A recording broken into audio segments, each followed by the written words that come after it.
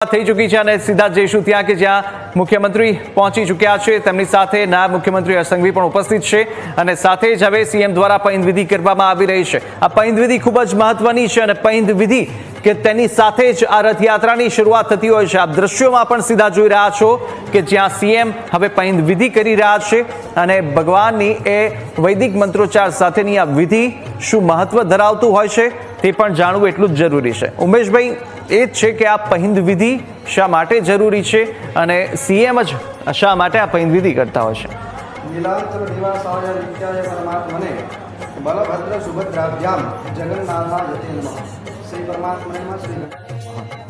ભગવાન જગન્નાથની 149મી રથયાત્રા એની અંદર હાલની અંદર આપ દર્શન કરી રહ્યા છે। ભગવાન જગન્નાથ રથની અંદર બિરાજમાન છે, જેમના રથનું નામ છે નંદી ઘોષ। ત્યારબાદ એમના મોટા ભાઈ એટલે કે બલભદ્ર કે જે પણ તાલધ્વજ નામના રથની અંદર બિરાજમાન છે અને પદ્મધ્વજ નામના રથની અંદર જેમના નાના બહેન એટલે કે સુભદ્રાજી બિરાજમાન થયા છે। અને હાલની અંદર જો વાત કરીએ તો આપણા ગુજરાત રાજ્યના મુખ્યમંત્રી ભૂપેન્દ્રભાઈ પટેલ દ્વારા પૈંધ વિધિ અને ભગવાનનું પૂજન અર્ચન પંચોપચાર પૂજા પણ હાલ થઈ રહી છે કે ભગવાનના મંત્રનો ઘોષ ત્યાં થઈ રહ્યો છે। અને હાલના આપણા મુખ્યમંત્રી જે ભગવાનની પૂજા કરી રહ્યા છે અને પૈંધ વિધિનું વિશેષ મહત્ત્વ એટલા માટે છે, પૈંધ વિધિની અંદર સુવર્ણના ઝાડુ એટલે કે સોનાના સાવરણાથી ભગવાનનો રથ ચાલે એની પહેલાં આગળ પવિત્રીકરણ કરી અને સોનાના ઝાડુથી સાફ કરવામાં આવે છે। એનો એક વિશેષ ભાવ શાસ્ત્રમાં પણ રહ્યો છે કે પવિત્રીકરણ માટે સુવર્ણ એ પણ ઉત્તમ છે, કુશ અને દર્ભ એ પણ ઉત્તમ બતાવ્યા છે। સુવર્ણ એ પણ પવિત્ર ધાતુ બતાવવામાં આવ્યું છે, એટલે કે પવિત્ર વસ્તુથી જગ્યાને પવિત્ર કરવી એવો ભાવ પણ રહેલો છે। પણ સામાન્ય રીતે જ્યારે આપણે જોવામાં આવે કે આપણા મુખ્યમંત્રી દ્વારા જ કેમ, તો જ્યારે ભગવાન જગન્નાથની જગન્નાથપુરીની અંદર સ્થાપના થઈ ત્યારબાદથી ત્યાંની પરંપરા ચાલી આવી કે ત્યાંના જે પણ રાજા હોય એ રાજા ભગવાન જગન્નાથના રથની આગળ પૈંધ વિધિ કરે છે। એટલે જેથી કરીને આપણે લોકવાયકાની અંદર પણ જોવામાં આવે સામાન્ય રીતે તો ભગવાન એવું બતાવે છે કે રાજા એ કોઈ વિશેષ વ્યક્તિ નથી, એક જવાબદાર વ્યક્તિ છે। રાજાથી પણ હું મોટો છું કારણ કે જગતનો નાથ છું, એટલે તો ભગવાનનું નામ જગન્નાથ કહ્યું છે કે જગતના નાથ હોવાથી ભગવાન કહે છે કે સર્વપરી હું છું।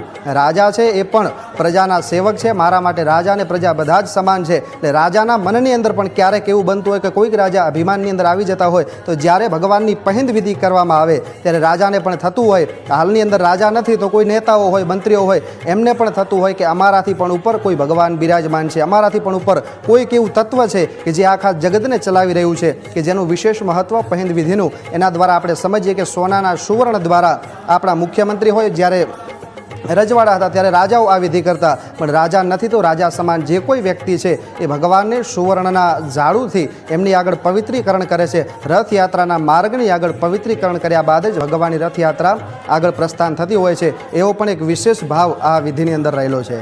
બિલકુલ બિલકુલ, ને એ જ દ્રશ્યો અત્યારે આપ જોઈ રહ્યા છો કે જ્યાં પૈંધ વિધિ કરી અને હવે રથ ખેંચવામાં આવી રહ્યો છે।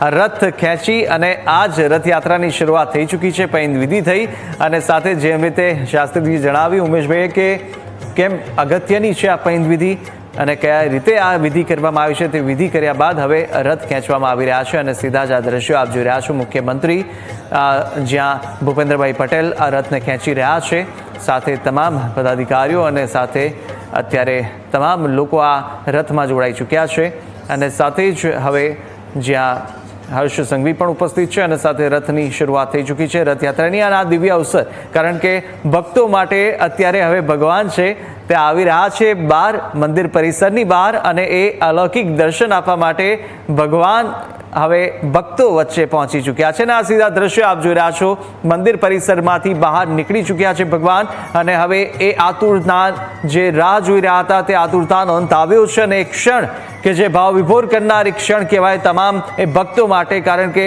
ભક્ત વાત્સલ્ય ભગવાન શ્રી જગન્નાથજી એ નિજ મંદિરની બહાર નીકળી ચૂક્યા છે અને તમામ ભક્તોને દર્શન આપી રહ્યા છે। આખા વર્ષથી એક રાહ જોવાતો હોય અષાઢી બીજનો અને ભક્તો એ દિવસની ધન્યતાની અનુભૂતિ અત્યારે ત્યાં કરી રહ્યો છે।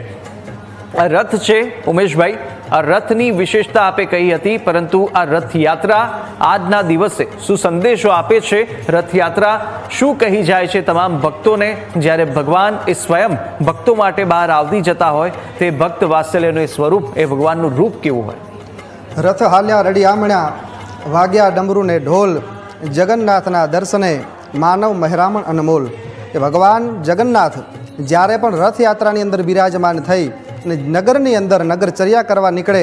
ઘણી બધી લોકવાયકાઓ છે. કોઈ કહે છે કે નગરની અંદર કોઈ વૃદ્ધો હોય, કોઈ અશક્ત હોય કે જે ભગવાનના દર્શન કરવા આવી શકતા નથી, તો આજના દિવસે ભગવાન એમને દર્શન આપવા માટે જાય છે. તો કોઈ કહે છે કે ભગવાન એ જગતના રાજા છે, જગતના નાથ છે, તો ભગવાન આ નગરના દર્શન કરવા માટે જાય છે. અને ભગવાન અત્યારે હાલની અંદર જે રાજા છે, જે નેતાઓ, જે મંત્રી છે, એમને પણ ઉપદેશ આપે છે. એમને પણ એક શોર્ટની અંદર મેસેજ આપી જાય છે કે જે વ્યક્તિ સત્તાધીશ છે એમને હંમેશા પોતાના નગરની અંદર શું થઈ રહ્યું છે એ જોવા પણ ક્યારેક નીકળવું પડે. એટલે આવો